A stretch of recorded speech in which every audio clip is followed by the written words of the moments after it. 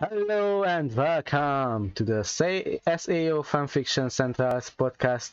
Which episode it is? 4? 4, yeah. Yeah, I'm going to say 4, yeah. Yay! You have We'll come a just long go with way. that.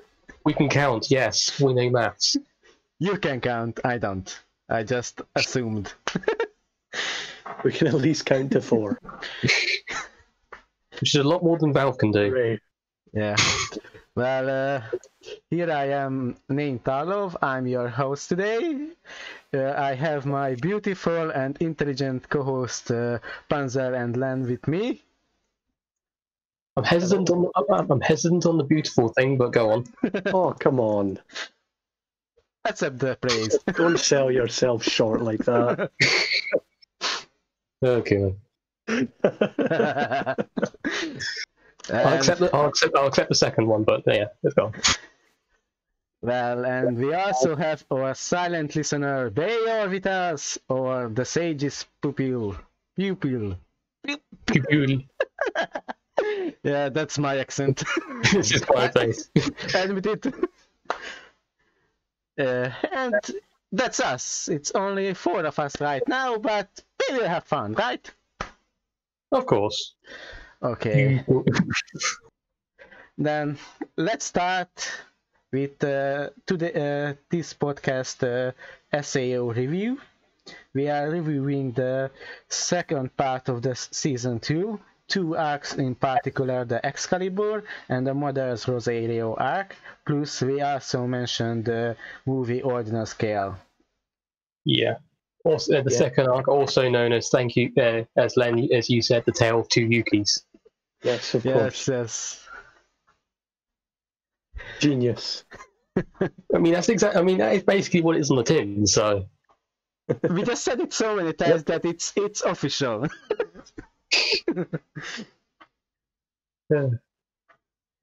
Yeah. So yes, should we begin? Let's begin with the first arc. Yeah. First, Caliburn on Excalibur arc. It depends where do you read it. Some call it Caliburn, some call Excalibur. So yeah. Hey, we have a new guest. Yes. Yeah, I'm tired. Use a non-sage communication channel to talk. Yeah. We should really give it a new name. That's basically the podcast live chat. Yeah. Maybe like have another. Yeah. So, yeah, I'd say that would be a good name for it. Just so this is the communication we use during the podcasts and that. Yeah. Well, I will do it after the podcast. Yeah. I'm not focus on changing the podcast. We focus on the podcast when we're doing the podcast. Yeah. Everything else in secondary. Yep. Okay, let's get serious. Serious faces, people. Me especially. As serious as we can get, but okay. Okay, I will start. I actually really loved the Excalibur arc because it was nice to see the Warframe Online explain it a little deeper, to see more of that world that should have been explained in Fairy Dance. Definitely. I completely agree with it, and I don't know. I always, because quite a bit of it is clearly based off Norse mythology as well. Yeah. So, and I really do enjoy Norse mythology because it's just so helpful in terms of how everything works and how it is all gone and that. So, more of that, the better. So, definitely, it has a lot of potential, right? I would personally like to see an MMO focused on Greek mythology. That would be interesting, also. Yeah, that would actually be really good. Actually, just instead of being focused on Norse, it'd be focused on Greek, and then you could have like a spin-off one, which is on Roman stuff, which is basically Greek, but slightly altered. Yeah, Hindu, Shinto, a lot of religions to use as material. Yeah, I'm just surprised more haven't taken from the other ones. Really, granted, there's probably some out there, but I'm not hugely aware of ones which have a lot of inspiration from those certain ones. So yeah, it's... Percy Jackson Online, okay. I didn't see. I didn't know that existed. There's one example for you. One single one. What? Oh, It doesn't I'm so exist. disappointed. I thought my life was a lie. Well, That would be quite fun. Fun, and I know. I have to admit, yeah. No. Right now, How could you do that? I want to write it. I want to write Percy Jackson Online. Yeah, do it. I want to do it. Do it.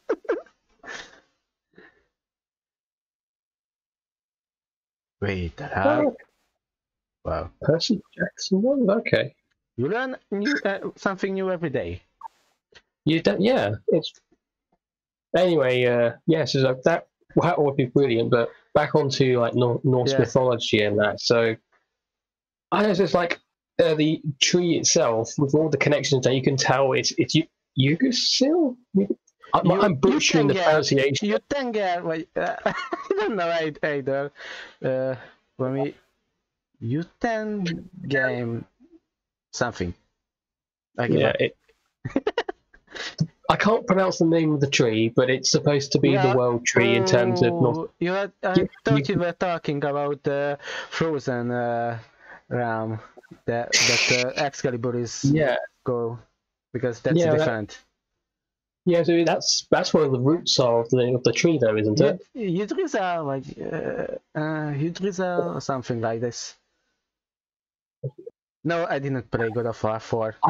I have not played any of the God of War games. I know I should at some point, but I just never got to it. It's another addition to my endless wish list, I suppose. Yggdrasil.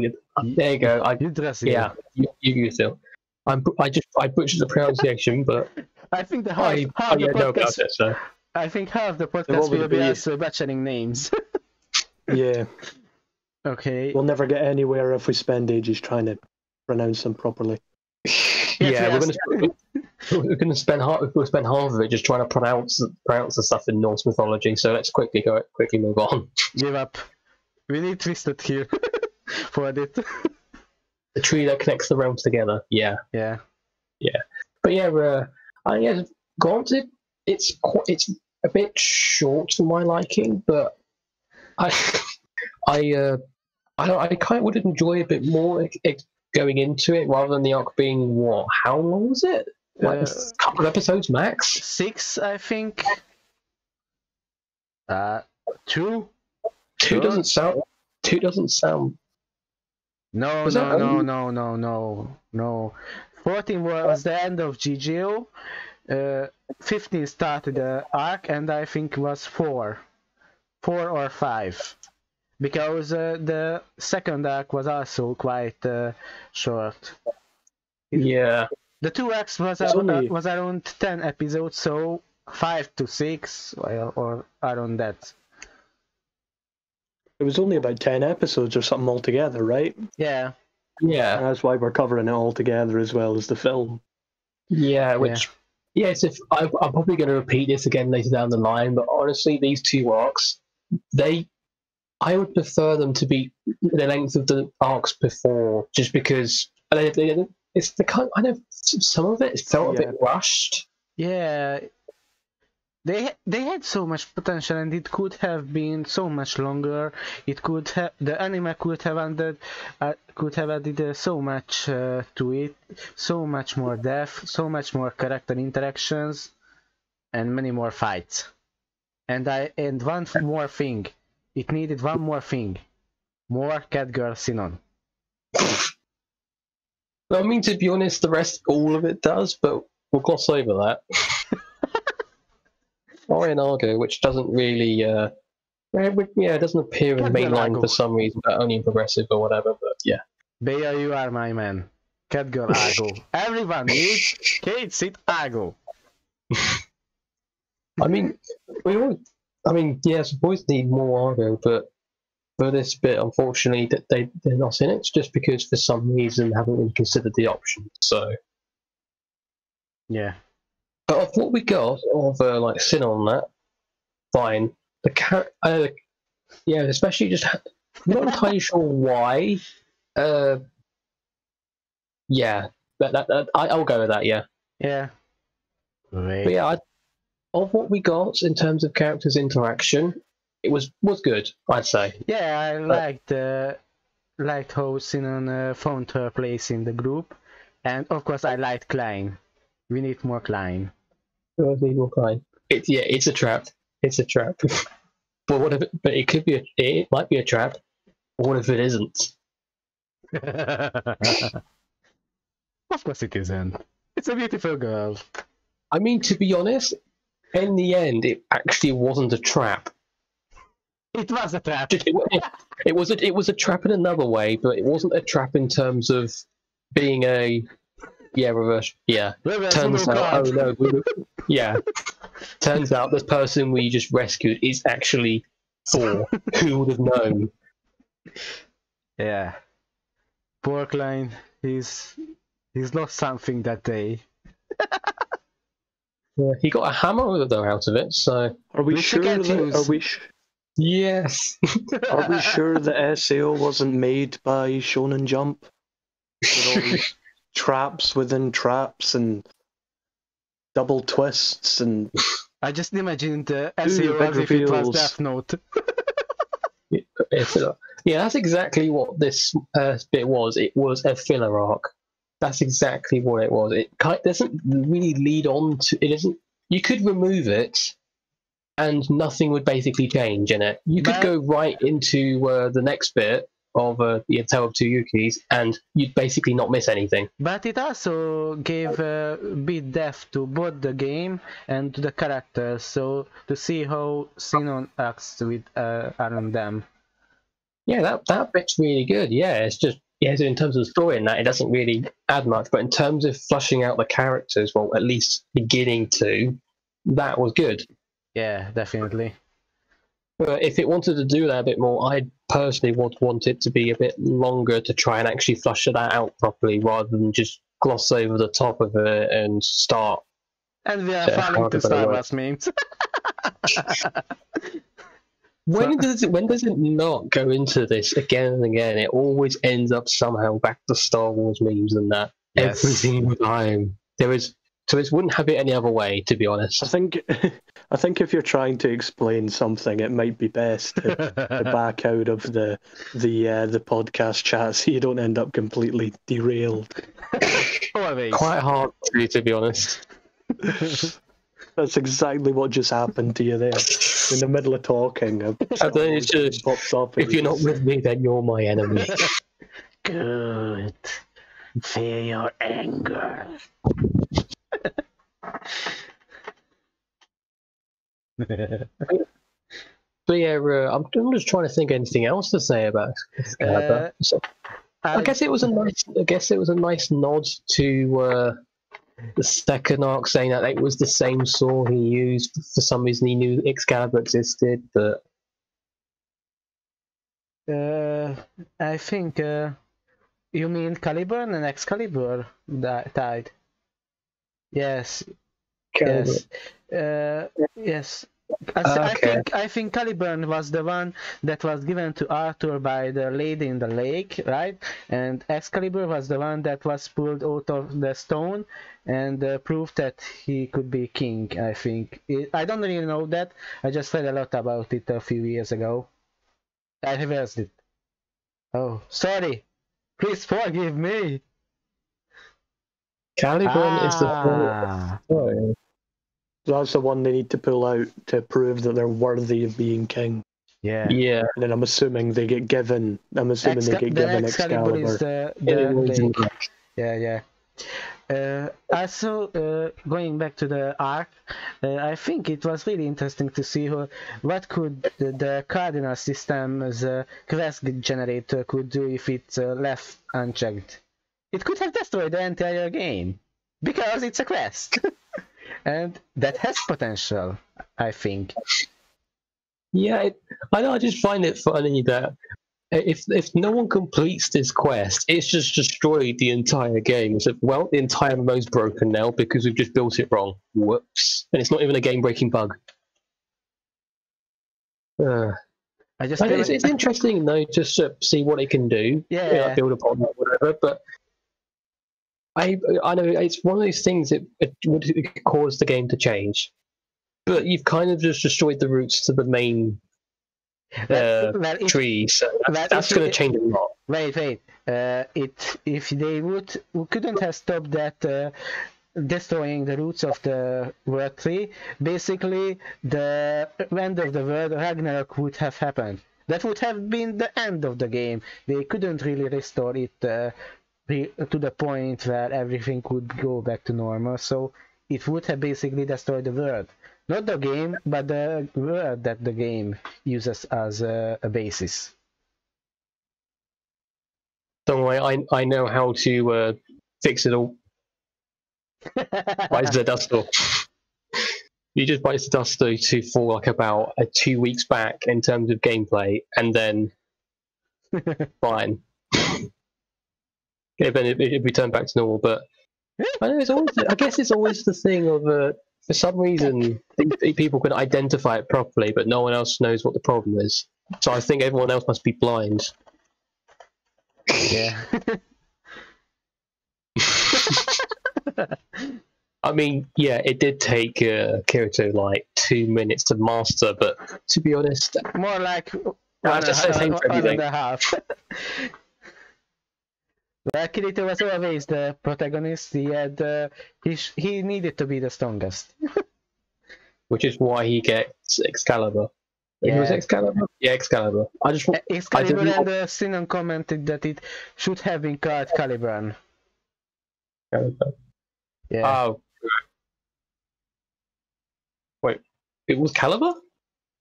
I honestly don't know. It was Excalibur, but when Shinon remarked that it should have been Caliburn because it was the more history accurate name, I think that the game object, the strongest word in SAO, that was Excalibur. Right. Okay. That was. I'm not sure what just confused me there, the English mythology or just the game. I'm just going to say both and move on. Yes. I think the game did a bit of a problem there. Basically, Distant Tide is right. Excalibur was in the lake and Caliburn was in the stone. Then the animator pulled Excalibur out of the stone, which is kind of weird looking at the methodological things behind it. Caliburn was actually a sword that was found in the movie at the end. Yeah. So yeah, it was actually Excalibur, but it should have been Caliburn. It's all weird. I think, sorry to cut you off, but Tide said that where these Arthurian legends are not tied to Norse history, but it's tied that way that basically in every game that uses medieval swords, the strongest sword is always Excalibur, right? In every game, yeah. No matter what setting, the strongest weapon Excalibur. So that's why we are just. It's not really the Arthurian legends have nothing to do with this arc. We just assuming, adding things to it. We are fanfic writers. We are always adding things to it. It's probably just because it's maybe the most well-known weapon. Yeah. In terms of storytelling, everybody's at the very least heard of Excalibur before. Yeah. Yeah. All the sword in the stone. How powerful it is. I know it because in High School DxD, the Caliburn is stronger than Excalibur, which was broken into 7 pieces. Yeah. Oh, there you go. That is actually educational. No. Yes, maybe. I'm a man of culture. That's all I can say. No, I don't know much about Norse culture, anyways. Apart from the usual usual stuff, and on top of it was and the Norse invaded Britain at one time as well. But I'll say with that. You did it too? Okay. That's. Shall we move on to Models Rosario, or do we have anything else to talk about this arc? My problem with it is there's not much really to say about it. It's just it appears, it's nice. quickly glossed over, and then it's gone. It's a nice little piece of it's fan nice. service. It's nice, but I kind of wish if the show wants to add an arc, it needs to be an arc, not just a couple of episodes and then just move on. Blame Reki for not writing a longer story. That's what I do. Blame the writer. It's always the writer. It's always the writer, don't worry. If there was one skin that I really liked in that arc, I want to put in the end, that Kirito actually lets go of Excalibur. He gives it up, and wow, character development. He chose people over swords. Yay, character development. It's taken how many episodes? 50? Around 43. Jesus. I mean, best. I guess best late is better than never. But yeah. Well, just keep the sword. It's fine. And he in there still gets the sword because the sniper rifle is there to save the day. Yeah. Got it. Or she's no catgirl waifu. Exactly. Couldn't say any better. Waifu. The waifus of waifu. Okay. No. I hate you. I hate you. There we go. You get a gift for that. I hate you. I hate you. Oh God, Ash from you should have known it was coming at some point. It was always coming. Yeah. Eat. I think I know which one that is as well. It's from Girls Frontline, I think, and I think that's the what's it called? It's the standard German gun. It's about of the Second World War. I suppose it's called like the Car 98 or something. Wow, you know the guns. Check. It's not an M1 Garand because they're supposed to represent a German gun. An M1 Garand is the Americana. Either similar, but the way to tell it's a Garand or not is when you fire, at the end it makes a distinctive ping sound, like a microwave ping. Wow. Professor Panzer is teaching. There we go, it's a Car 988, there we go. Like Car 998, I was right. The more you know. My genius, sometimes it's frightening. Wow. 2 references in one. You are on a roll today. I know way too much about certain weapons, so we'll just gloss over that. Nothing wrong that. I probably know too much about a lot of little things, mostly Star Wars related. You can't hear what you say. You know what? I'll get an M1 Garand sound quickly. Do it. Hopefully. No, that's filling address. There we go. That should be it.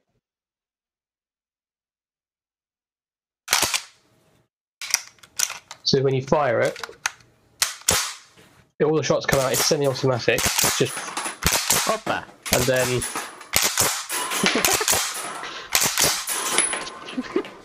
there goes my money. Yep, and then the magazine comes out, you just get the distinctive ping. Nice. Okay.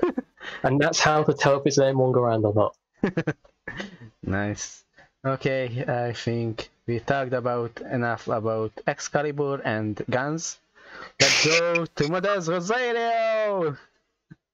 It costs $400 to fire this gun for AIDS. Should we do one of the story snippets first before we move on? Oh yes. Oh, Yeah, that'd be a perfect opportunity. Yes, yes. Okay, let's do it. Panzer, you are reading my story while I hide in embarrassment in a dark corner. Not bad. It's not bad. It's not. It's really good. Well, I beated it, so It's not bad, but not good. Yeah, you can't say that it's bad at this point if you baited the story. exactly. I mean, And also the fact comes that I back beat on you. Yeah, I beated it. I enjoyed it, and At least you it's did not it. Not many people do. everyone feels embarrassed about their own work, but even when people say it's really good, it's a natural reaction. Yeah. Okay. Panzer, the floor is yours. Oh, hang on. What's this? What? What was this video? What? Wait, what?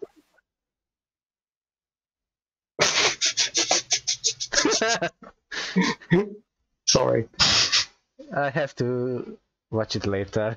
I think it's not safe for work. For work of it.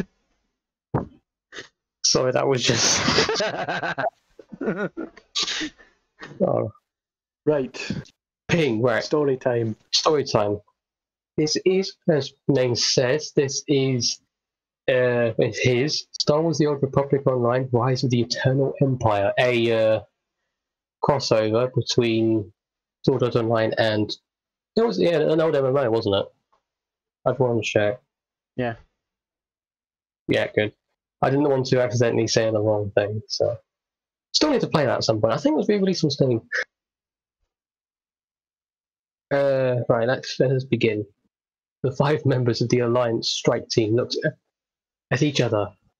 All amusement was gone from their faces. They lined in front of the door leading out of the ship, preparing for a quick exit, with Kirito in the middle, Klein and Liz on the left, Sinnoh and Oscar to his right. Peace is a lie. There is only passion. Kirito felt his smirk widen as a small laugh escaped him. He didn't notice it, but his eyes once again turned red-rimmed Sith yellow as he prepared for the coming battle. Through passion, I gained strength. They were about to jump off the ship into a literal battlefield.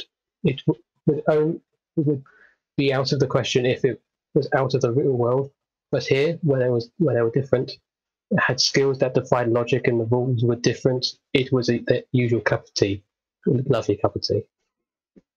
Through strength, I gained power. See you down there, ladies. Kirito chuckled as he suddenly charged forward, ignoring the surprised cry that came from Klein and the shout of idiot from Sinnoh. Through power, I gain victory. Kirito bent his knees slightly as he raised his left hand next to his chest and closed it into a fist. A faint red glow appeared in his fist that slowly expanded to his whole body. Through victory, my chains are broken.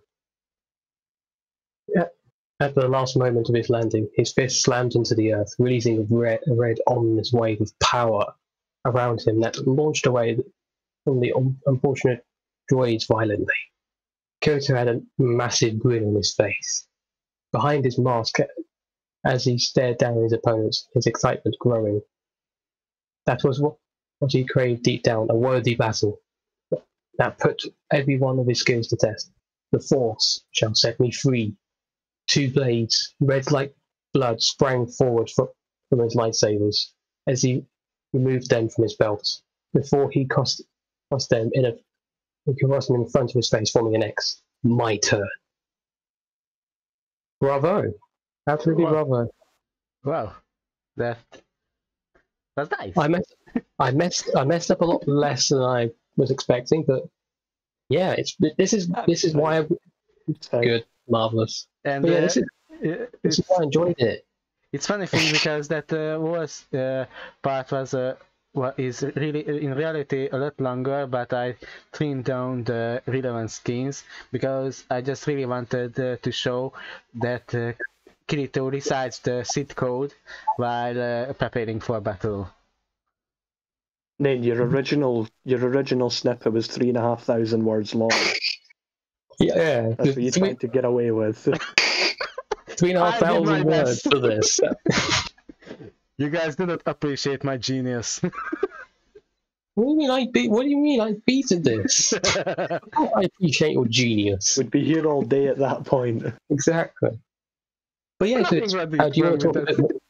Do you want to talk a bit more about it? Just a basic idea of what it is, and well, I will be happy to.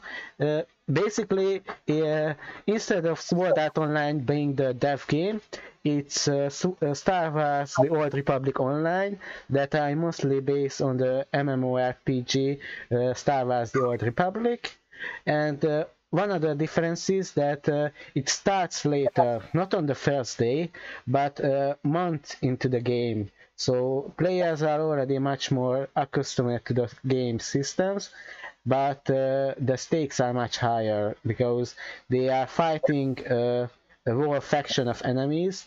They are basically going from planet to planet, basically freeing the galaxy. And I have a lot of subplots in mind, and it's a massive work in progress. well, I definitely can't wait to see how this develops over the course of the next God knows how many chapters. Yeah, I also want to know. But I have a general idea, and I really like the whole premise. Yeah, well, it definitely spikes my interest.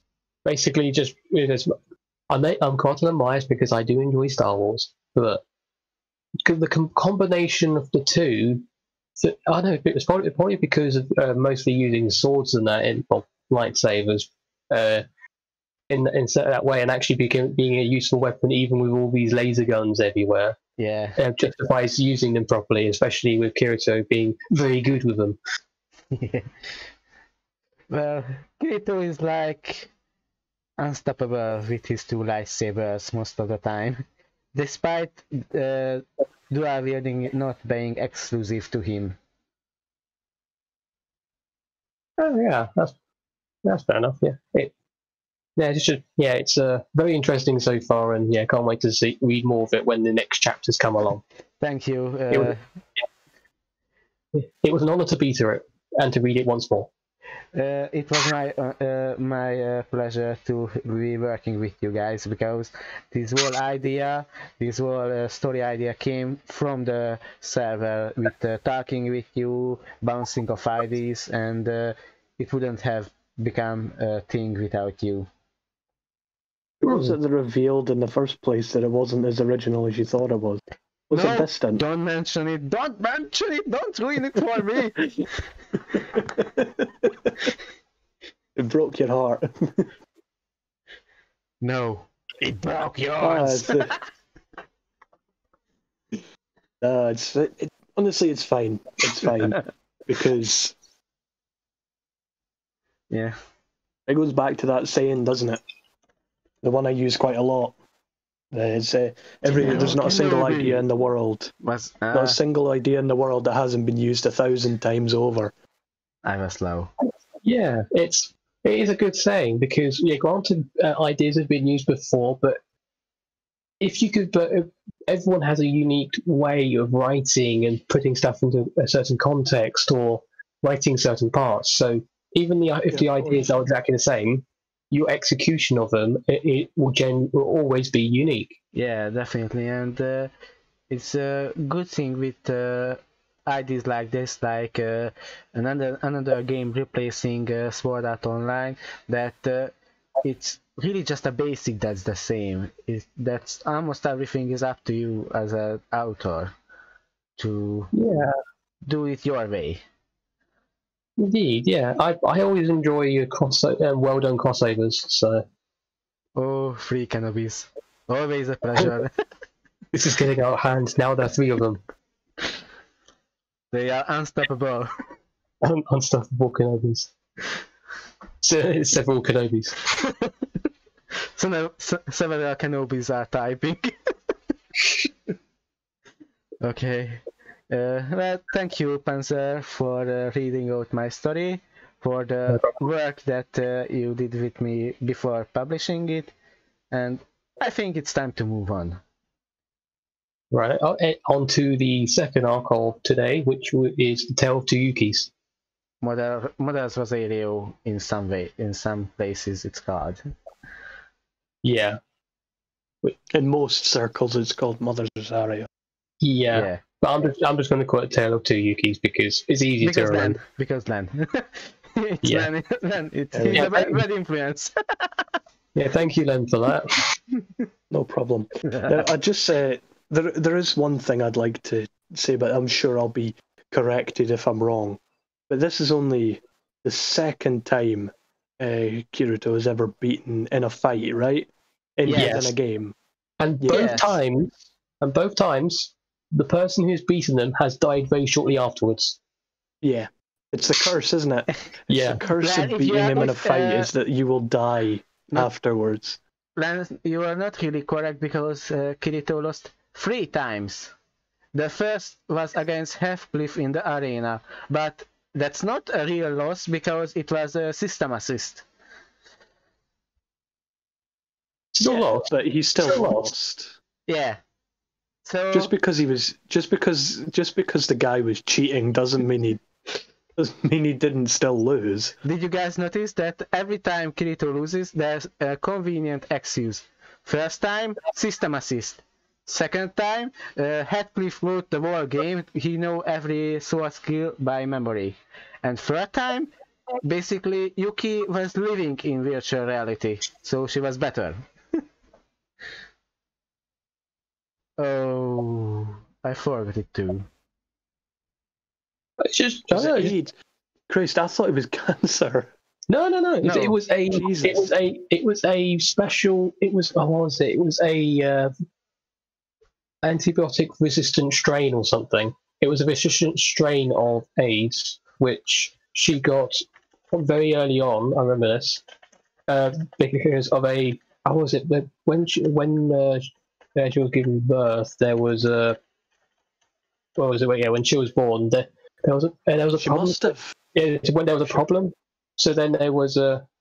Yeah, she got it from the parents because when there was a problem when she was born. There was a blood transfusion, but the blood they got was it had HIV or something in it. They were given bad wrong blood, like contaminated blood, whatever you want to call it. Yeah, which I must say, I'm surprised everyone's surprised saying that this is the first time we've heard this, because I remember it was quite a while back now, like 10 years maybe. It happened. A similar thing happened in the NHS, and that was all over the news for the next few months.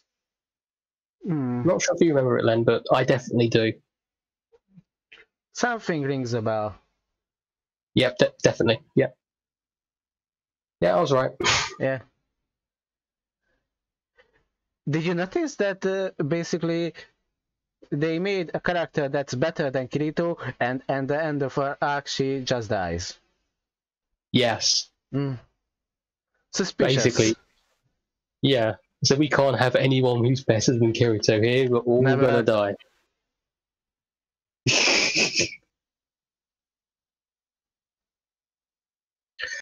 But as a whole, I did enjoy her character. She was a very good character. Oh, yeah, she was so full of life despite her situation that I liked that about her. She was so easy to like. Yeah, out of all the ones I've at least introduced up to this point, definitely up there in terms of one of my favorites.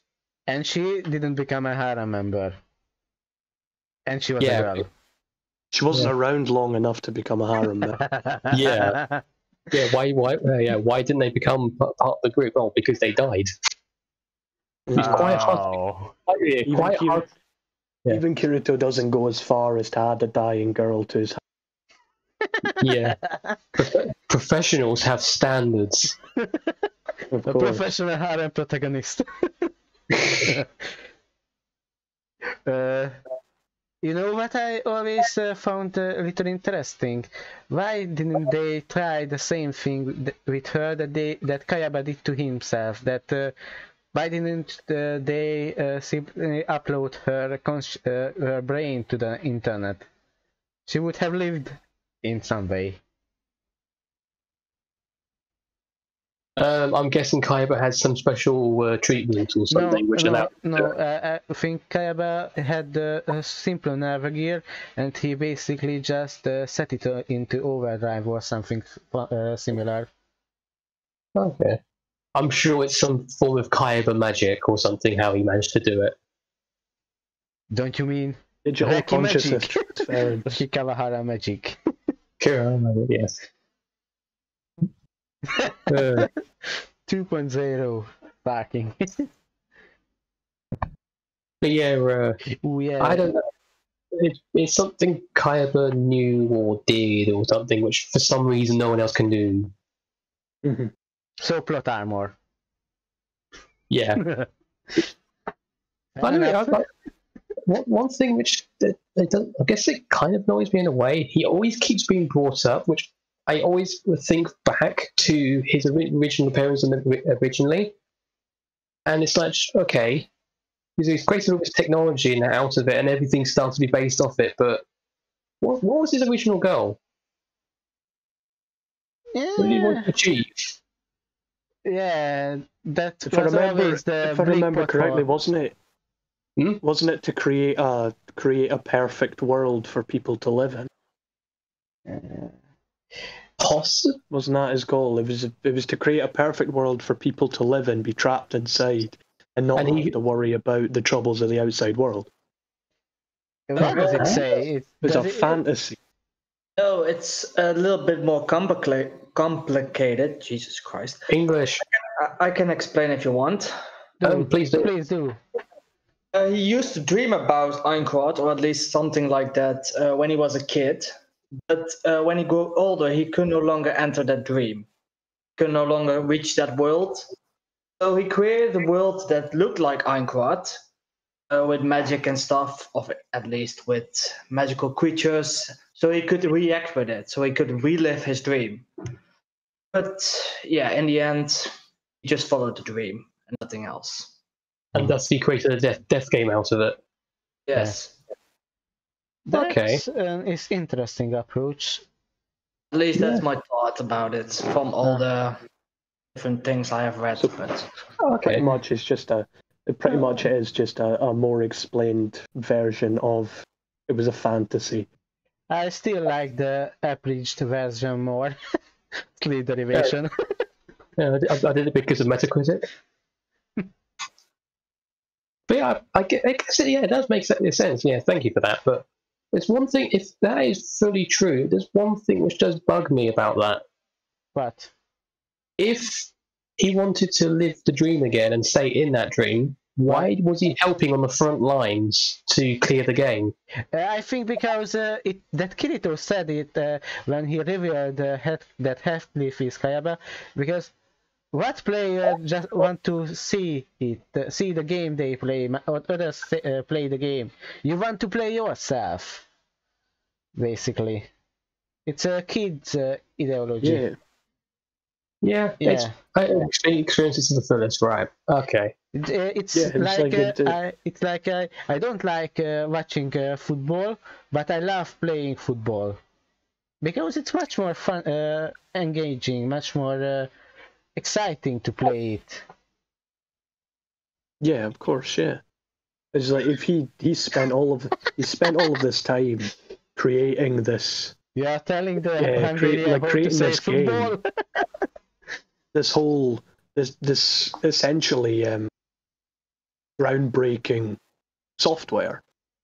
You know, you can fully immerse yourself into this world that he's created. Of course he'd want to take part. He'd want to join. Okay, yeah, it makes a bit more sense. Yeah, thank you. It wasn't too clear in terms of expressing it. At least in my experience, I wish it was a bit more clearer in that way. Yeah, but if it did that, we wouldn't be here, because that's SAO. Yeah. It's potential and miss. Yes. Well, we went back to SAO and we're supposed to be talking about Models Rosario. Yeah, it was an interesting subplot, but let's go to the original topic. Yeah. But I love the sidecast too. I'm reading it right now. Nice. But yeah, I think it's what I do feel like is that because previously we have mentioned about characters which deserve more spotlight.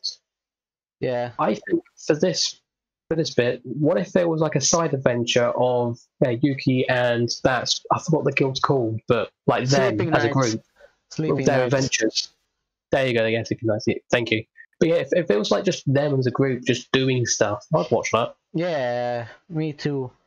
I think I read Beyor's fic in Iceland, but different that his story has Yuki in it, and it was a really nice surprise to see, because it's such an interesting concept that those who are chronically ill and are using Medicloid or something, I don't know how to say the name properly, that they could have just as easily ended up in SAO like any other player, right? Nice. That's another one added to my reading list then. Medicuboid. Yeah. I can talk. I can use words. I know words. I can read. I can write because I know words. But yeah, I don't know, just they compare them to like previous groups which have been introduced. They have a lot more personality between them. Blacklit Moon Knights. Moon Cats. Yeah. Pachi! No, we are not mentioning it. Wait, what? Yeah, you told us that there are other groups like that, and I immediately thought of the guild that Kirito lost. Oh, yeah. You must save my family. Ouch. That hurt. But still true. Huh? Yeah, I'd like to see a bit more in terms. I think I've mentioned this before, but constantly these MMOs and they seem to have some form of dark side to them, and people being trapped in them or killed somehow, being involved in plots and that. I'm surprised more hasn't happened in terms of restrictions or more in terms of talking about them in the real world, rather than just that happened, we moved on, and then this has happened, and then we move on. Yeah. Because this is groundbreaking technology which is supposedly being developed on the sidelines, like altering memories and deleting memories and other stuff to do with memories. Right. Using other people's memories to recreate your dead daughter. Yeah, that's the film which we'll mention a little bit. Of course. Yeah. Wait, I lost a little foreshadowing for you. Yeah. But yeah, the impressive amount of technology which is being used here to do such things, I'm surprised it's not having more of an impact on the real world in terms of actually doing stuff rather than just we have to develop this amazing technology which can alter memories. Oh, I'm just going to use it in an MMO. Yeah. Because why not? Everything is an MMO. Exactly. Life is an MMO. We are just not playing it very well. Games are the future. No, games are the present. I got yes. That's true. I never noticed it. Well, they're all friends, or at least they knew Caliburn, so... Basically, Sugo worked with Kayaba. The professor, I don't know his name, in the movie, he was his teacher. Who else? Just the two of them? Oh, there's probably more. Oh, yeah. Wait, no, don't spoil it. I didn't see it yet. I just started Alicization. I haven't even started that yet. No spoilers, please. Okay. Let's forget that conversation ever happened.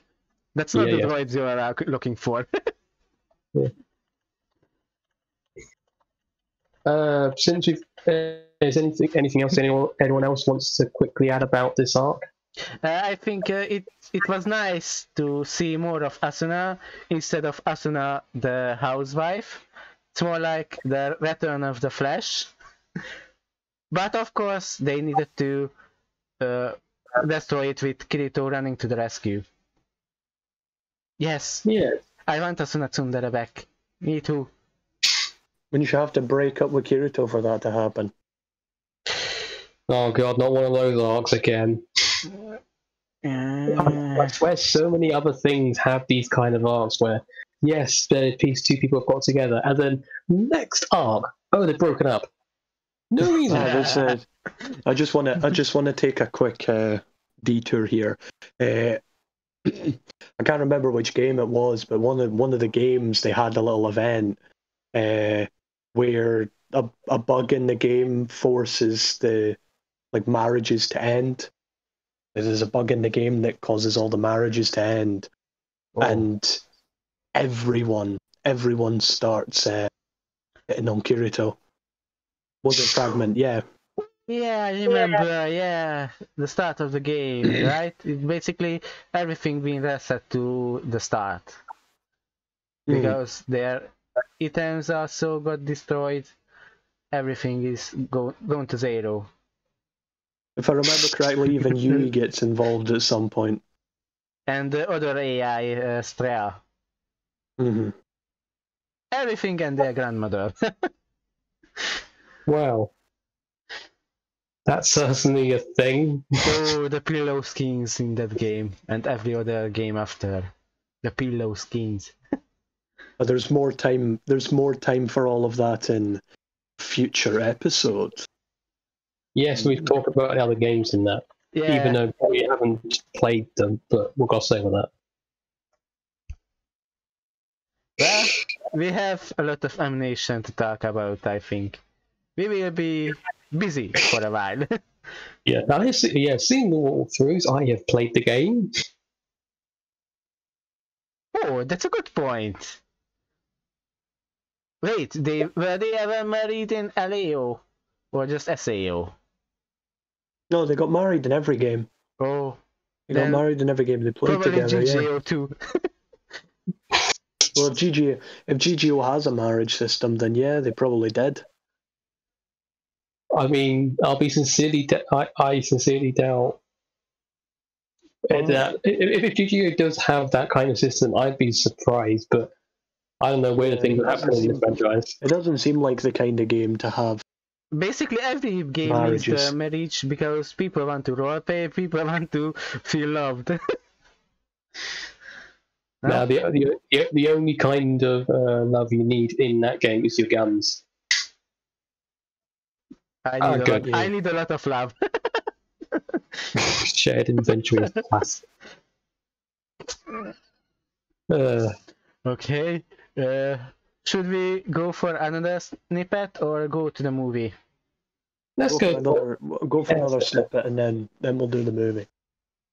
Okay, so my Vocratchers will die today. Okay, I understand. It's my turn, right? Well, my dear pupil, and I will never be able to say that word properly. Blame my accent. It's your time to shine. Sword Art Online Deadpool. The third floor was the host of yet another flooring visitor. Green robe and blonde hair paired with a disgusting face and two tiny, bewildered eyes, he glanced around him, a sinister smile rising. Before anything else could happen to a flash beamed behind him, and mere seconds later two figures stood at the edge of Aincrad. What's going on? Who are you? The shocked player once known as the Fairy King, asked the man standing before him, his feet on the rail of Aincrad. No need to know my name. Just jump already. You are not needed in this world. Deadpool asserted easygoing as he flapped his fingers indicating his target set to hurry. Come on, I don't have all day. Are you stupid? Do you know who you have before you? I am the great fairy king Oberon. How dare you speak to me in such tone? The nerves of a commoner such as yourself. I am a god. As the monologuing player kept going, bragging to himself further than the skies, Deadpool shifted his attention aside and asked, "Can you get this one right? We are going to miss the rest of the interactions. I wish I could kick him myself." Oberon broke out of his self-adoration and spoke mockingly, laughing. "Kick me? Ask me to jump from Aincran's border? What are you, an idiot? This is madness." Understanding an underlying message, Deadpool stared at the Fairy King with a questioning gaze. Madness? Looking into his mind, he saw Jim nodding once on his unspoken question and shouted, "This is Deadpool!" Before his kick sent Oberon flying off Aincran's border. As the former villain of SAO shattered into oblivion, Deadpool shifted his attention to the main road and said, "Puny god. Unfortunately, we are not green, or 9 feet tall, but it's tough that counts. Now, let's continue with the gaps." Whew, that was exhausting. I hope I did a good job, Beyor.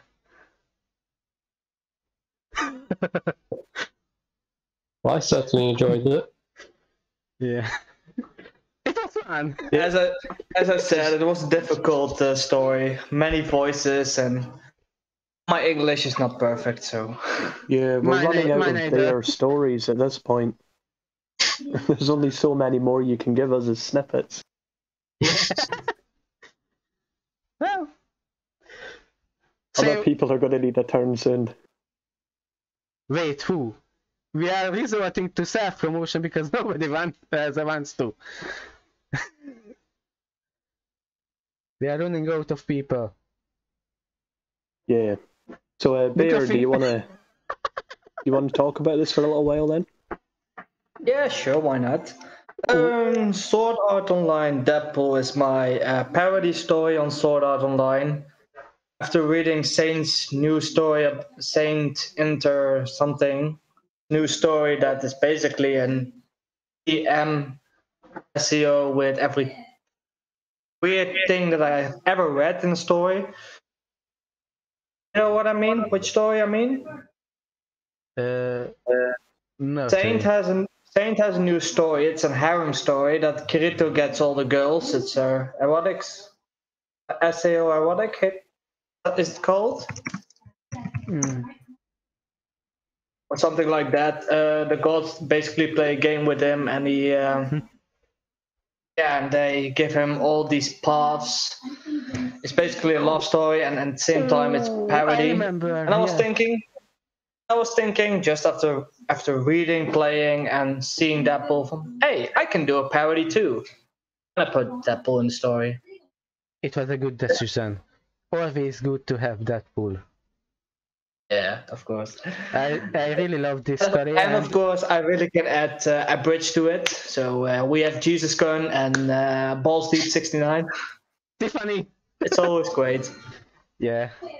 It is really a great story, and I'm looking forward to an update. No pressure. It's been half a year. I think I really need to update once in a while. Do it. It will come. It will come eventually. Okay. Yeah. No need to force trying to get some ideas down or whatever. The best ones come when you're in the mood to actually write stuff down, but it all flows off the pen very easily. Or in this case, keyboards. Or you are drunk. It has to. No? Just me? What? Yeah. Yeah. Yeah. But this one is definitely going to be another fine addition to my reading list. So it has been already on my reading list. You fool! You have no choice against me.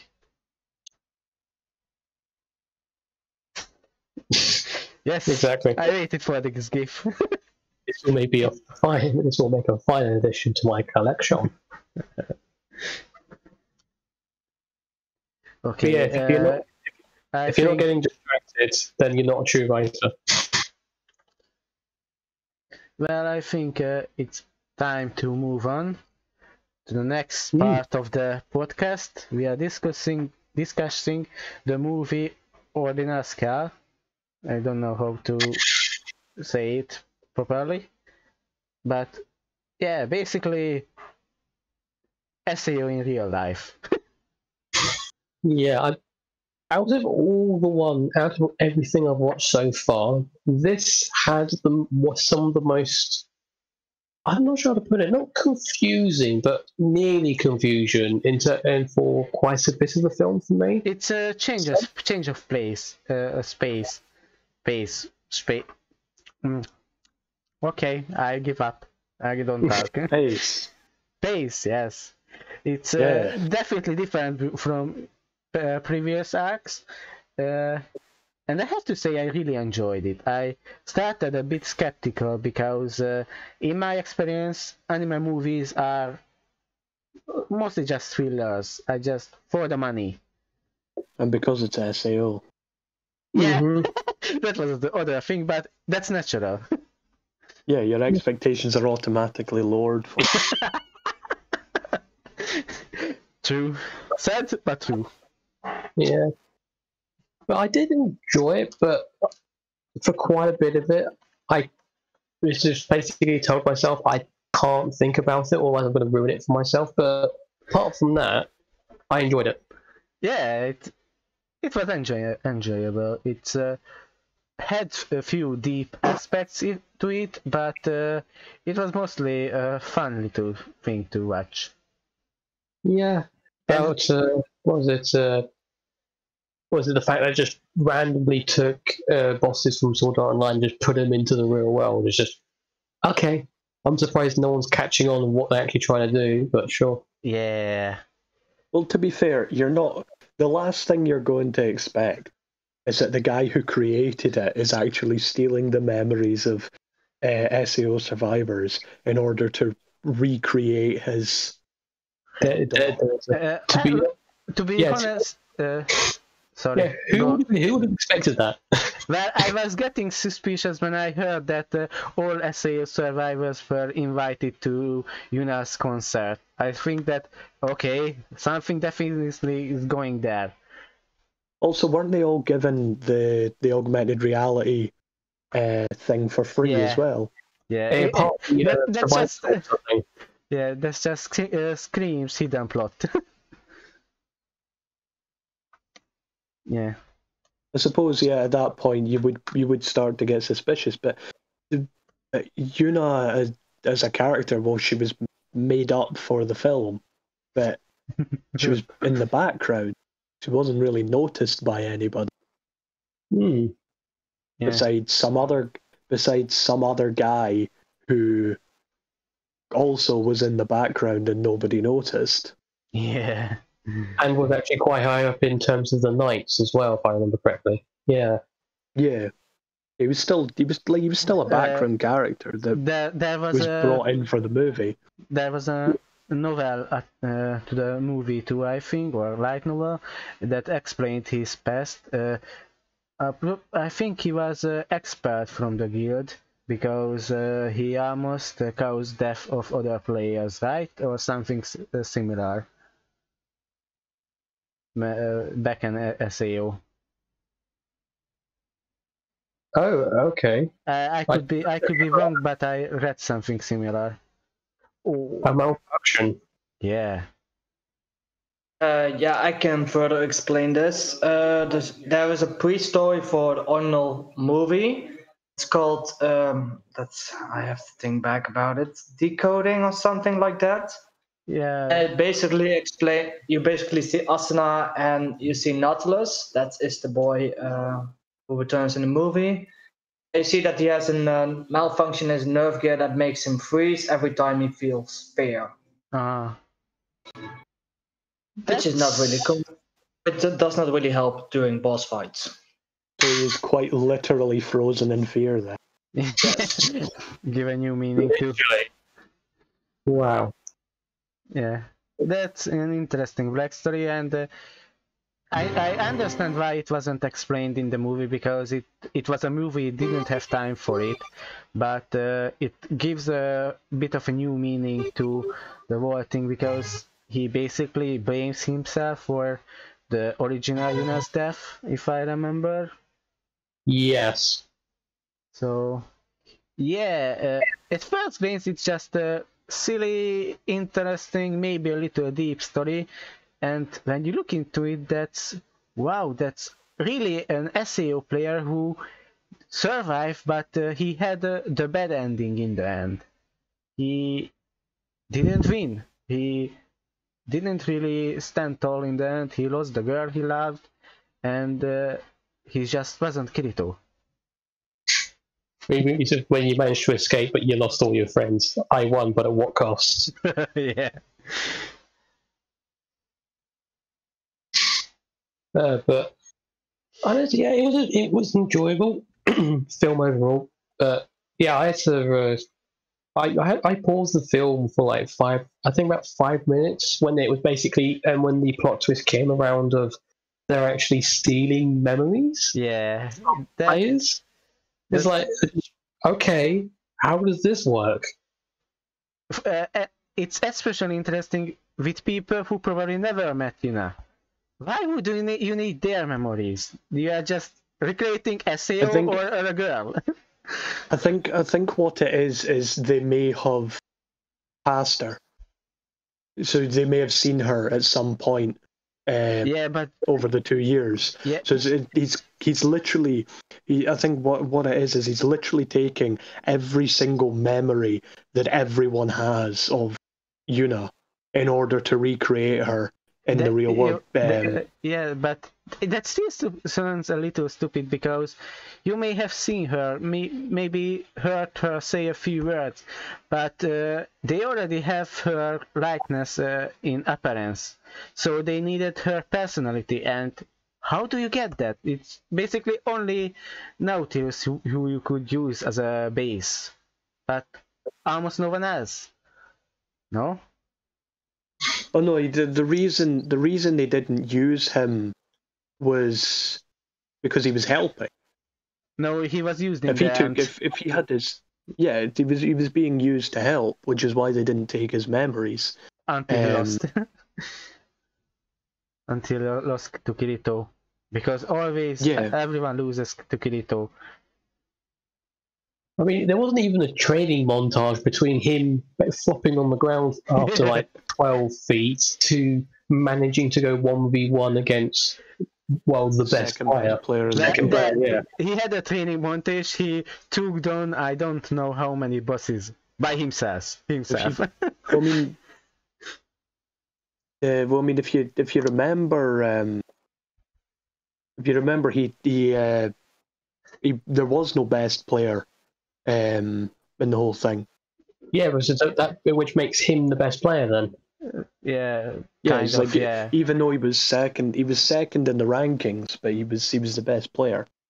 Yeah, because he didn't start off as the best player though. It's strange that it was blank. It's funny, I think, because Kirito was really at the back of the pack. Once he started trying, he really going to first place. Because, if Kirito is trying, he beats everyone. Mm-hmm. No? That's basically SAO in a nutshell. If Kirito is trying, he will win. Basically, yeah. Although, to be honest, Ordinal Scale, after going about halfway through, immediately said, okay, this is SAO Go. That's what it is. True. I know, people have to go to certain places at a certain time to do something which is very rare. So, instead of catching a mega rare legendary or whatever, they have to fight a boss instead. And if you think about it, the whole Ordinal Scale game relies heavily on the nostalgia factor of VR games, mostly SAO. Yeah, it's a Pokemon Go reference, yeah.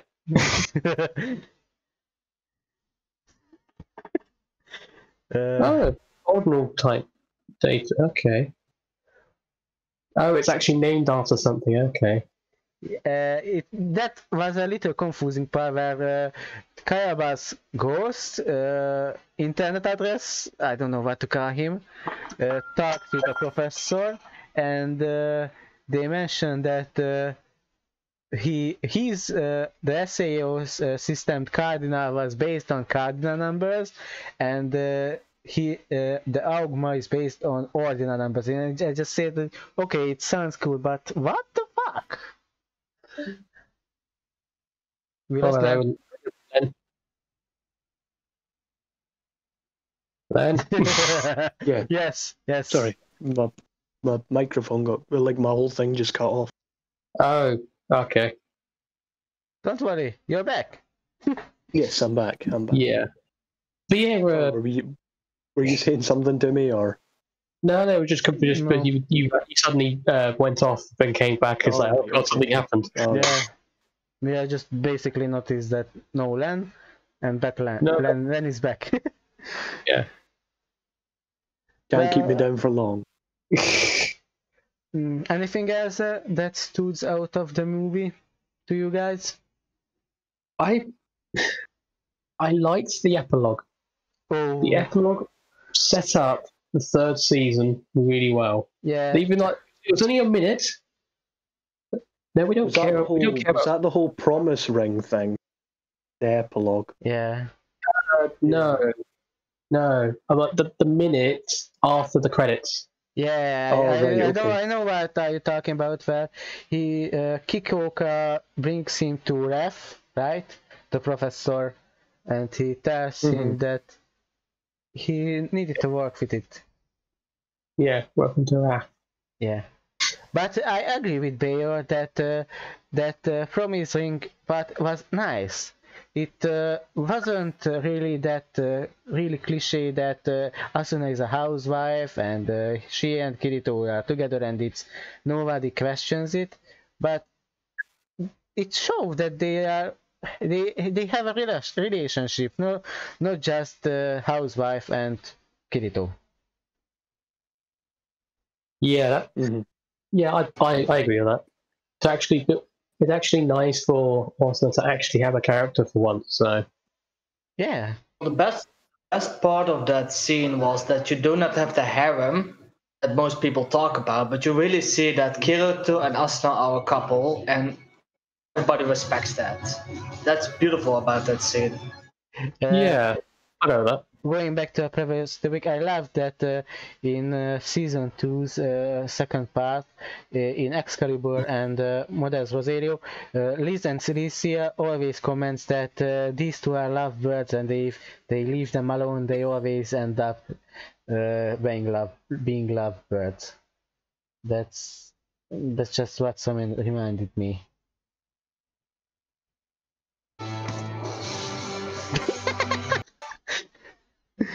Yeah. I completely forgot about that, honestly.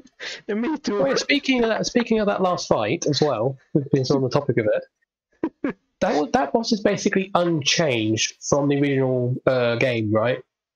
Yeah. Yeah. So the web novel. Yeah, the 100th floor boss. I'm just trying to think how on earth that was supposed to be completed with some basic sword skills. No way, you need at least 200 people for it.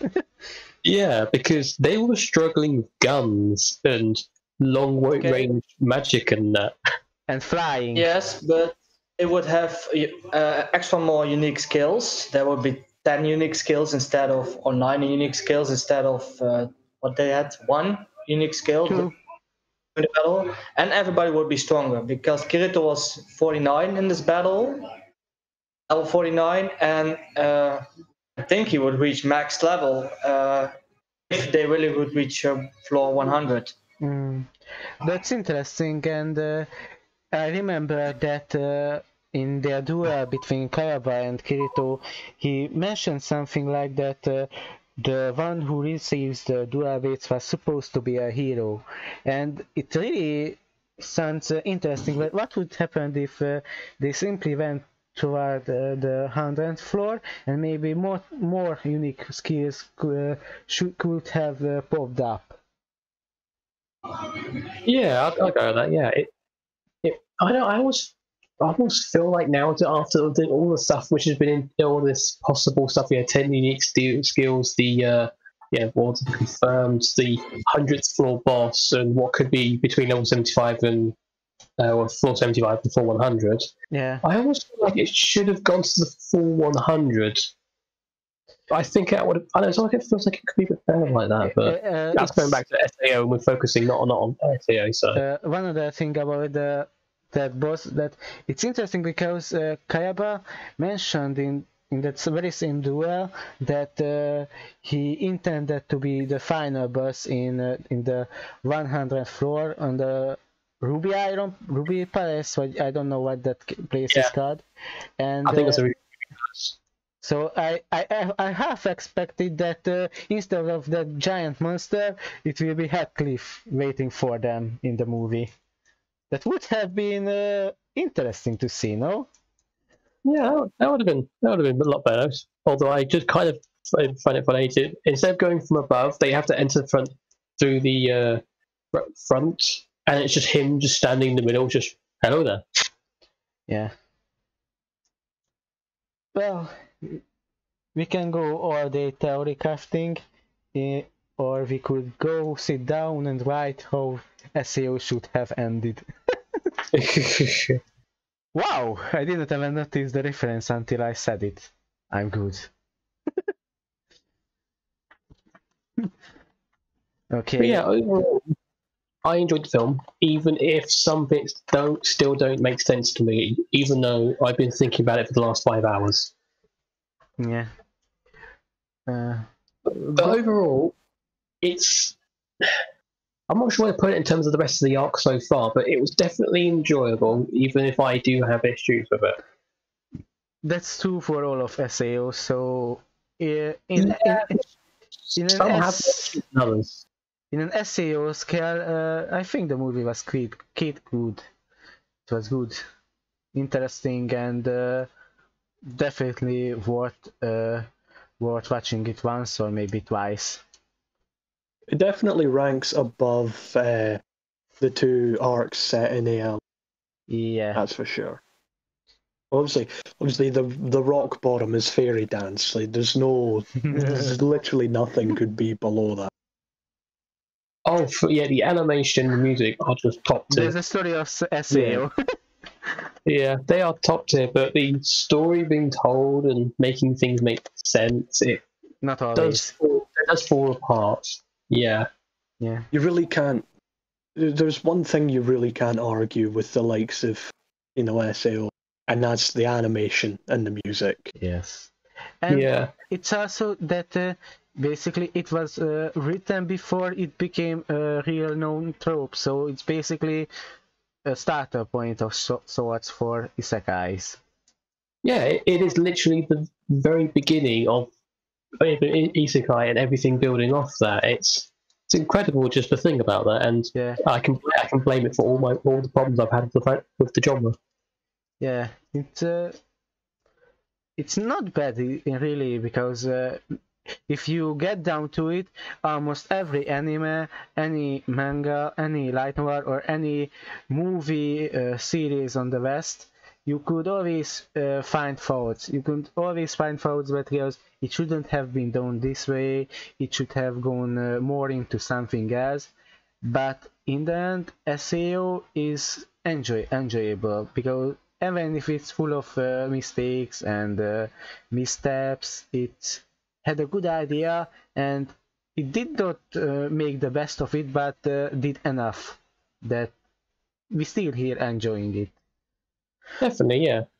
But yes, granted, I remember, the Tensei thing. I remember that technically game came first, but Sword Art Online became an animation first. Yeah. It became mainstream first. Yeah, and then a lot came off that as well. That really, then after that, the first season came out, or at least the first part of the first season. Yeah. That's when it really started to kick into gear, and then everything started rolling off. Yes. Granted, something to do it first, but it was the one after which really started kicking it off. Definitely. Take Wolfenstein and Doom. I know it's a very specific example. Wolfenstein technically began the first-person shooter genre, but it was Doom which really kicked the ball. Then everything which came, then suddenly everything wanted to do it, and then Quake just cemented it. So, yeah, that's the way I think of it. So, granted, if something may come first, but something being the first one isn't necessarily the thing which starts it all off. Yeah, true. Anyway, that's my tangent going. It's an interesting take, I think.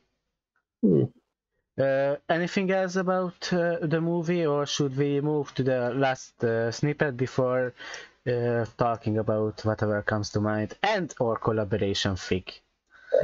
I haven't got much else to say about the film, really. It was enjoyable to an extent. I thoroughly enjoyed the music, and the animation was good. I wish parts were improved upon, I guess, but linked to previous stuff rather than just been put in just to make things look good, I guess. But yeah, I'd say overall it's enjoyable. Yeah, I agree with it. It was not bad. It was good. Yeah, it was good. As good as it could get. Yeah, it's one. I guess I can put it into. It's one of those films you liked it, but you wouldn't go out your way to watch it again. Yeah, it's one of them. If it's on, if I see it and there's nothing else we need to do, I'll watch it. It's enjoyable to watch, but if there's other things to watch, I will watch the other things. Yeah. That's the thing, is I'll hardly ever go back and watch something again where I've already seen it. Maybe after a few years, about 5, if you like it well enough that you got that nostalgia feeling, and let's start over, like we are doing with SAO. Yeah, but it's like I always prefer to watch something. Then maybe if I enjoy something enough, I'll go back and watch it again. But it won't be for a very long time. Yeah. I'll wait a long, long time before I go back and watch something through again. But I'm always looking for new things to watch, to read. Same here. But sometimes the nostalgia factor is just that strong. Mm-hmm. Yeah. Okay. Well, if we have nothing else, then let's go to the last snippet. What do you say, Len? Ready? I suppose. It is code this time. Yeah. Yeah. Which is code by Talon. By our very own Talon, yeah. Which unfortunately wasn't able to make this podcast. He had important matters. Yeah, he is within our hearts, and he is with us in soul. Heart and soul. That's why we promote him right now. Yes, of course. Sorry. Yeah, so this is from chapter 2, I believe, right? Yeah. Wait, give me one moment. We are giving you 2. Just talk about something else for a moment. Okay. Something's just come up. Give me 2 minutes. Okay. Then let's introduce our next topic. Meanwhile, while Len gets ready, the 4 of us, the 4 sages, we are right now working on a collaboration fic with 4 self-insert characters in SAO. Yeah, which is your idea, I think. I'm not sure. How did it begin again? Because I wanted to make a cameo of my character in 2 of my stories, in the SAO Katekyo Hitman Reborn crossover and the Star Wars one that you just read. And I thought that why not just give put myself as a cameo. Let's go, guys, all 4 of us. And then I wanted your opinion that how your character should act and look. And it evolved into the idea that okay, skip the cameo, do a whole story about us, each of us writing a chapter, and it would really be interesting to see what's the noise? You are laughing at me?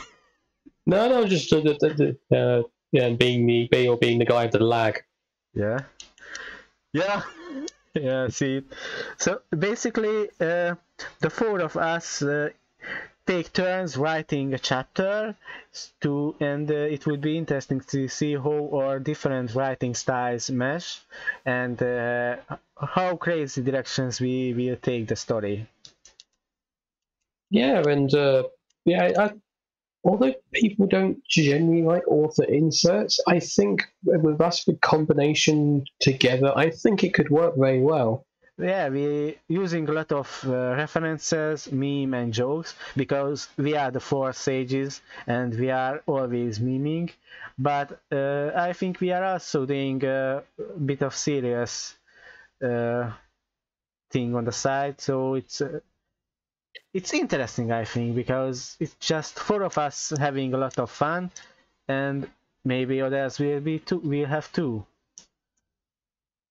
Yeah, that's more where I come in, isn't it? Where the more serious side of things. We need to balance out the comedy and the seriousness. Mm-hmm. Which I think we can do with at least some success, but I do like the idea overall, and how over the top some things are, and how suspiciously well some things are molding together. Yeah. Mm-hmm. Oh, thank you, Tide, for... exactly. Thank you very much, Destin, for coming in. Yeah, it was fun. We are honored by your presence, and hope we will see you in another episode. Yep. Roger. Roger. Yeah, need a GIF. It's not true without GIF.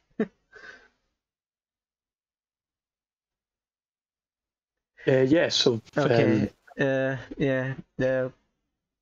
Talk about more the collaboration fic, or you are ready, Len, to read the snippet? Right. I'll get through it then, and then we can get back to... Well, until then I can talk, because I think you guys noticed in the channel that I have a lot of ideas already for the story. I already made a lot of progress with thinking about my character, that I definitely making him OP, because I give him a power that he sacrifices his health to power. That's just with Len's healing, he's just overpowered. There's no stopping me now. As if I decide to heal you, we just leave you to die. Yeah, I don't think you have to try it out. You don't know it's going to work until you try it out. Len, if I die, I'm taking you with me, no matter your heroic sacrifice. That's why we said you got to try it out on the first floor boss, Or you're talking about that suicide attack. Because I had the idea that I basically became a godlike being for a time, but I die in the end. And you use it on the first floor boss to make sure it works properly. I'm using it on you.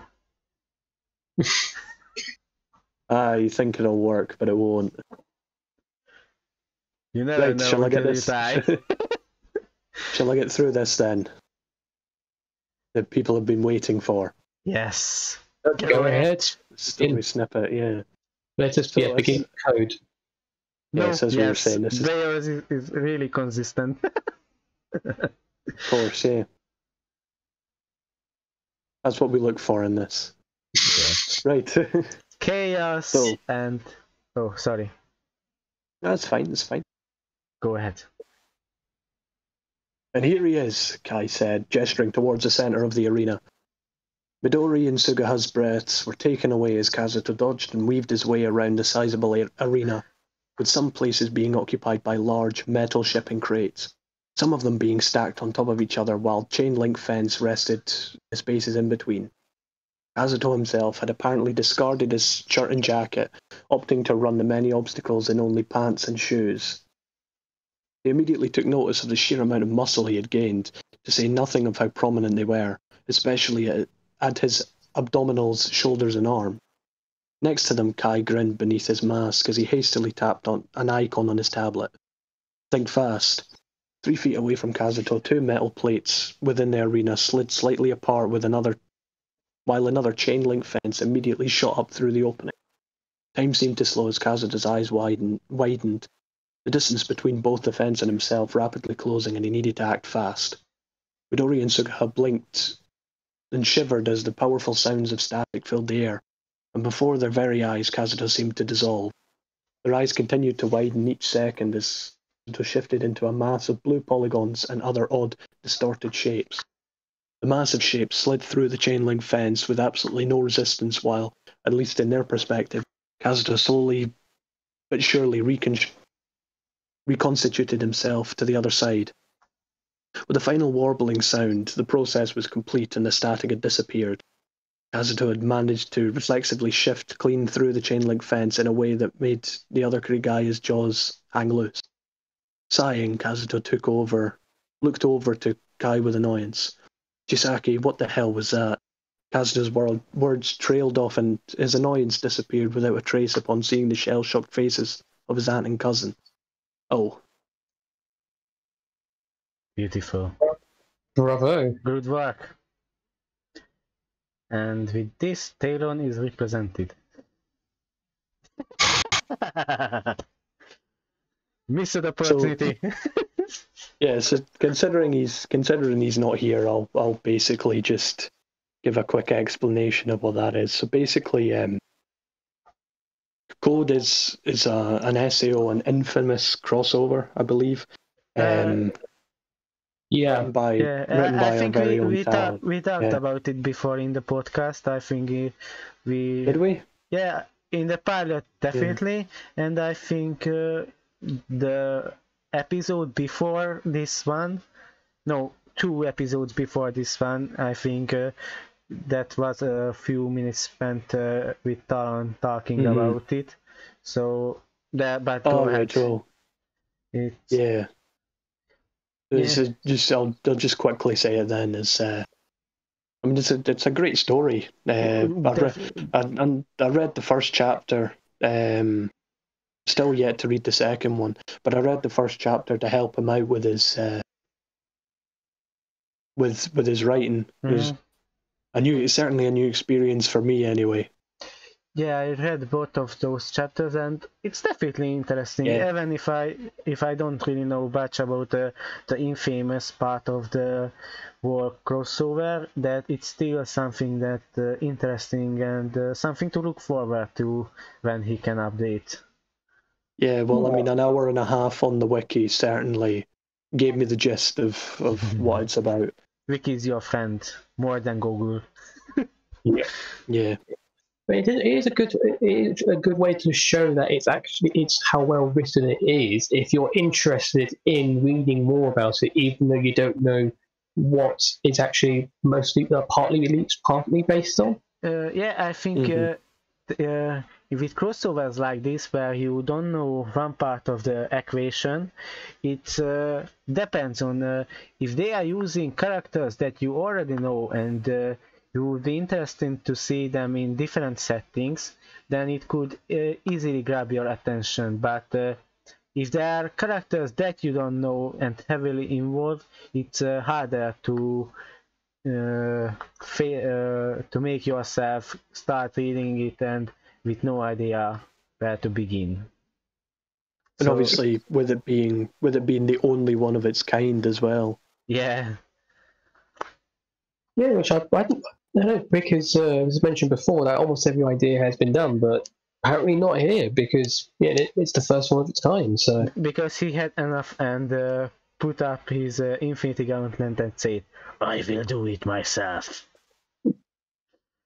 Yep, I think that was brought up basically about he's basically saying that he wanted to do it, but and then realized no one else done it, so it's just fine. I'll do it. I quoted from the pilot episode. That's where he said that I will grab my Infinity Gauntlet and fine, I will do it myself. But I just don't replicate his epic voice. It's very hard to. Talon, I miss your voice. Please come back, voice. Epic voice, come back. It makes it sound like you don't want Talon himself to come back, just his voice. I like Talon, but I like his voice more. Wow. I'm sure he'll be very happy to hear that.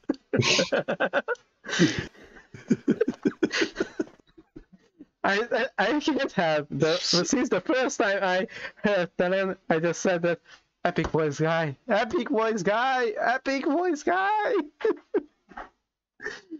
Yeah. Well, I mean, I admire your honesty. Charm. Oh, okay. So if this was Dungeons and Dragons, he'd be a bard. Wait, I'm a monster then? Yeah, it'd be a bard. Yeah, it'd be. Can I be a Hydra? Hydra. Yeah. But yeah. Unfortunately, isn't his character a mute in our story? Yes. Yeah. He does talk. No. Occasionally. He's like Panzer's character that he rarely talks, but when he talks, then it's serious. It's like if we ever see Panzer not sipping tea, then it's serious. Right. So the both of us need to make up for the two of them not talking. Don't worry, my character will talk enough for 70 people. Sounds good.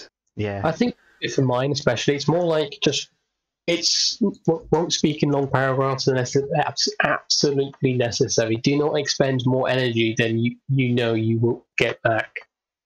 It will also be a new experience for me as well, because I'm not used to writing comedy. I'll occasionally throw a joke in every now and then, but this will be the first time actually deliberately trying to make people laugh. Well, it's a new thing, right? New thing to try, and I really want to see what the four of us with our powers combined can do, what we can accomplish, right? Yeah, exactly. Of course. It'll be definitely interesting to see how it turns out. Panzer, I spoke dips on Sinon. Wait, what? Beyor asked who is going Beyor for was asking who's going for Liz. I am because you've got Sinon, so I basically say the power of dips. And I remember it was Talon just basically saying, "Just God damn it." Then he asked, "Okay, Liz," then Panzer. I can't do this. Talon a second. God damn it! Yeah. Yeah, we didn't think who would be Len and Talon. Yeah, they're both really good. Yeah. Philia, yes. Yeah. I like her character, and they're the game characters though. Yeah, they're the game characters. So. I just had a good idea. Panzer, remember today I wrote in the story IDs an idea for Klein in GGO. Oh, I think I just about remember it, yeah. Yeah, I decided I will pair him with Philia. A little older Philia, but still Philia. Oh God, that's given me a brilliant idea as well. Yes. We can bring in the game characters so that I can kill them off.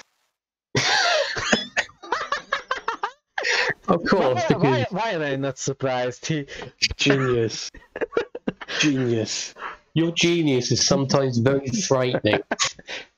Sometimes I'm always frightened. A bigger cast means more people to kill off. You want us to bring a few original characters too, or make it a crossover and bring in the War Naruto fandom? Don't worry, Len will find a very unique way to kill every single one of them off. Yes, the other 10k is not enough. We're not. Yes, we need 20. Yes, we're doubling the length just for the death thing. Yes. Wait, I'm lost. What? 15k. Okay. I don't know. 15k what? I'm lost. Oh, hello. Happy Boys, guys! 15, okay. My God, he's here. Yeah, I just came back from my grandmother's funeral.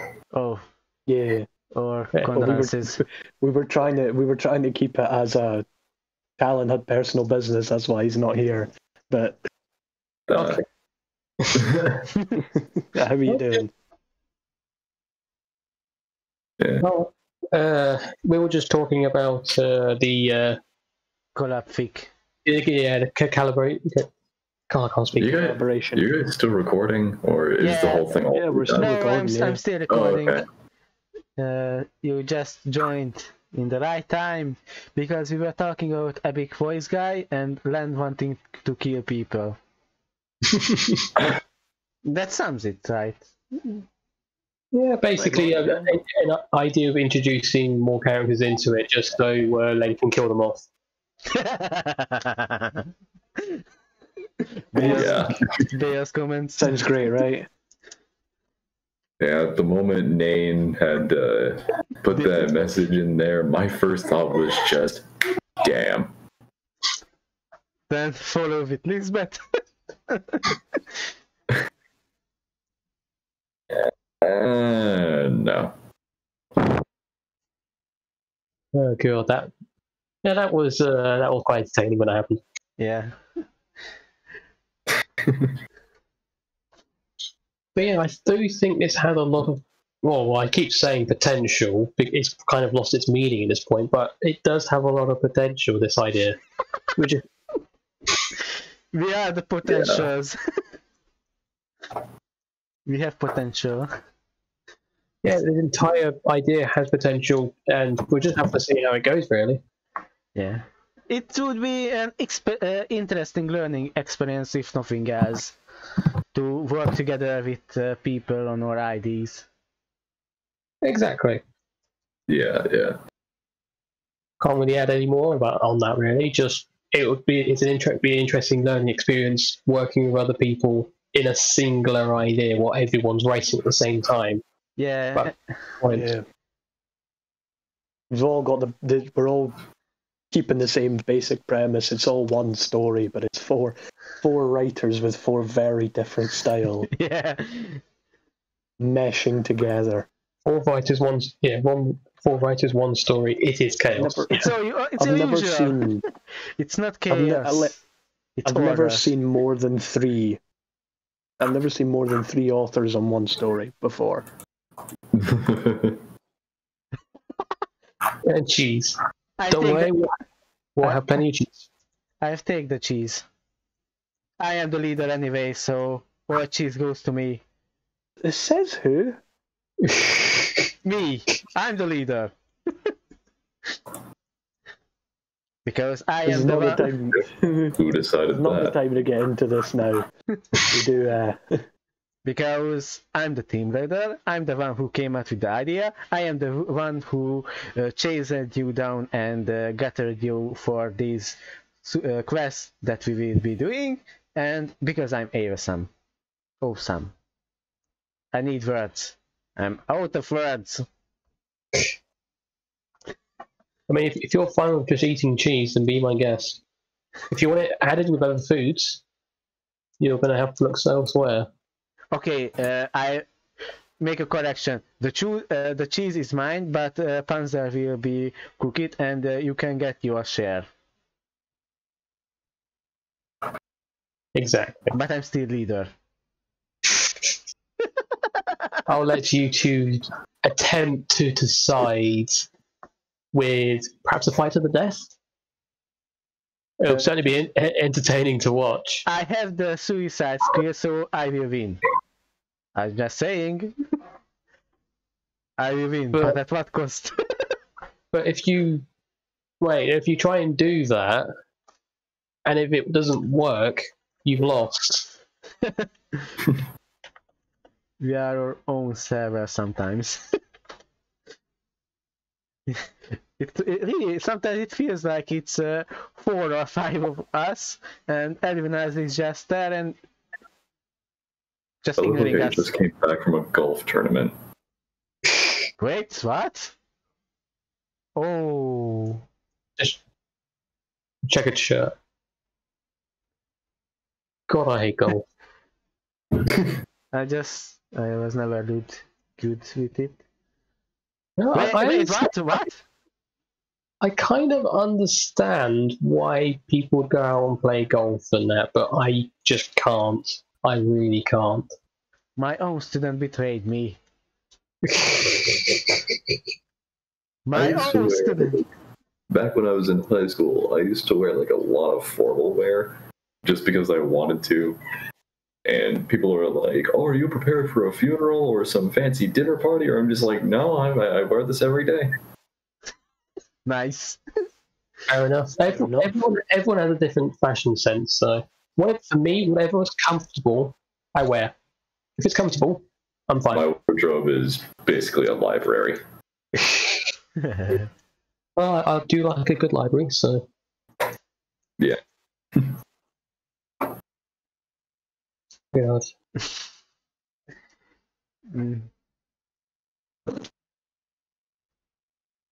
Well, I think we're pretty much at that time where we're about to wrap up, I think. Yeah, I think we basically covered everything we need to say about the 2 arcs, the film, and the collaboration thing. That don't do that.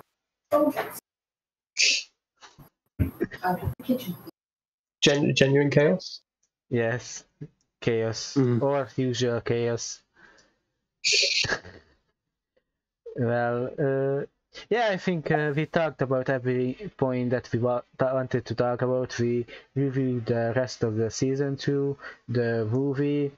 We shared our snippets, yours to Talon, Len ready to upload. And we also talked about the collaboration thing, and I think we managed to bounce off a few new ideas among us. Yeah, and see how they progress as well with the coming days and weeks. Yeah. So, and if you think about it, this idea is not even a week old, and we already put so much thought and effort into it. I think so. Exactly. It's the story of the podcast. It started the same way. Exactly. I had an idea. I am Nain and I have a dream. And yes, it is JoJo reference.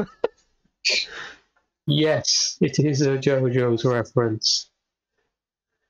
But yes, as a quick reminder, that means for the next episode will be annotation. Yeah. Which I can never remember how to spell. I'm on episode 3 right now, so Yeah. Progress. Your there we go. Yeah. Yeah, that. Which I've heard a decent chunk about, but we'll just have to. I just have to see what I think of it when I watch it. I know a little bit about it. I hear very good things about it, and I know there's Discount Saber in it. Yeah. So we'll see how that goes. Discount Saber. Oh. Side by side, compare Alice to Saber. Yes. I'm saying that when I haven't watched Fate yet, so I know almost nothing about it, but yes. Give me a second. I will show what I mean, because when I first saw this, okay, now.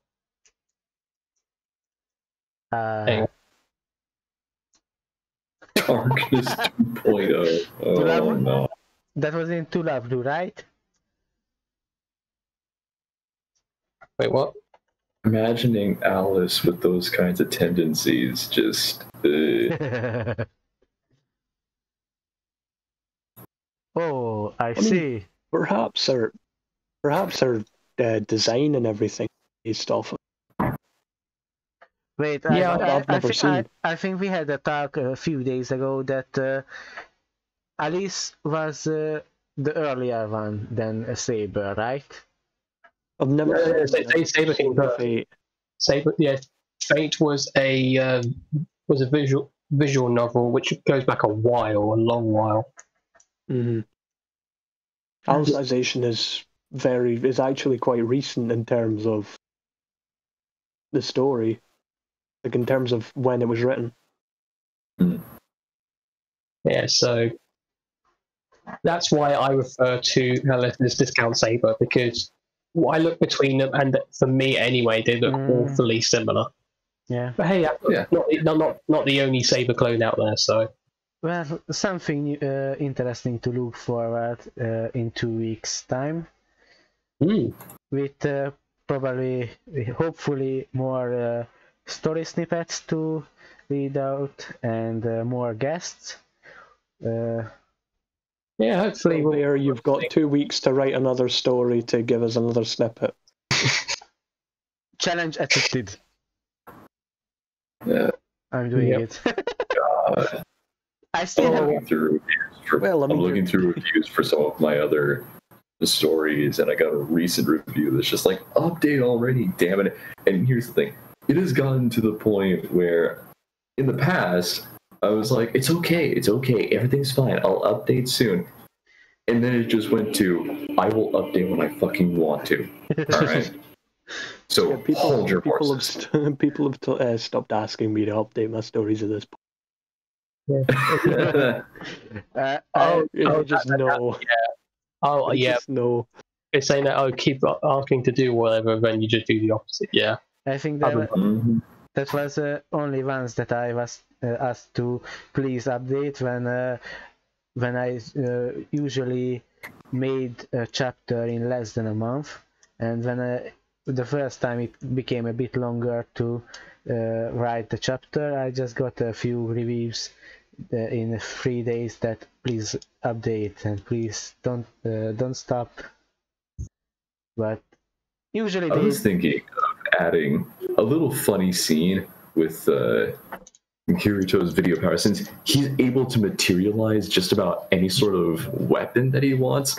And you can imagine, he goes through like this one public place, he gets searched, they find a little small pocket knife, and once all that's said and done, all of a sudden they're just like, why did you have a pocket knife on you? And he just grins and he's like, they found one small pocket knife, they didn't find? And she's just like, what?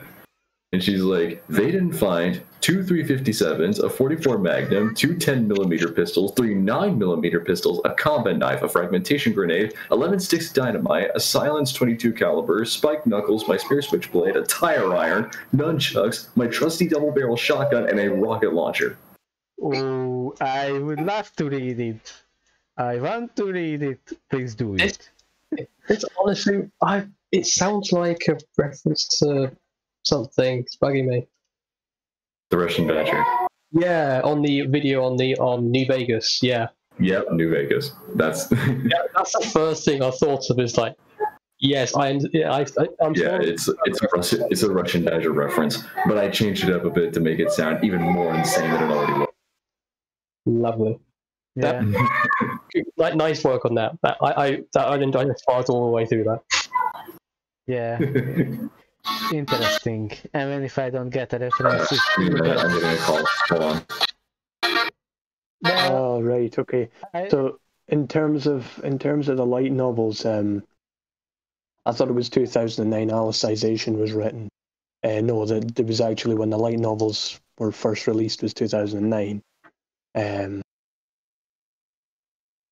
We are really... English version is coming out 5 years after. Jesus. 5? I thought it was more. No, it's 3. It's roughly 3 years these days. But yeah. No, it's when like the very first volume of the light novel, SAO 1, April 10th, 2009, the original release, and April 22nd, 2014, the English release. Interesting. Over 5 years later. That explains why Alice isn't just any older. Isn't just very similar to Saber. They were the first one to actually try and adopt that. Afterwards, you have a lot more like that. Yeah, that might be a good idea, actually. Good idea, and I just wanted to say it's maybe we should really wrap up officially the podcast. We could talk after it, but let's... I don't know. End it here? Yeah. Yeah. I think we're pretty much out of things I think we've pretty much covered everything at this point. Well, then to give a last word, 2 weeks later we will cover the Alicization arc's first part, and we hope that a lot of other people will join us there. We will definitely have a lot of fun. In the meantime, we are working on our own fix and our collaboration story, and see you next time. Goodbye. Adios. Bye-bye.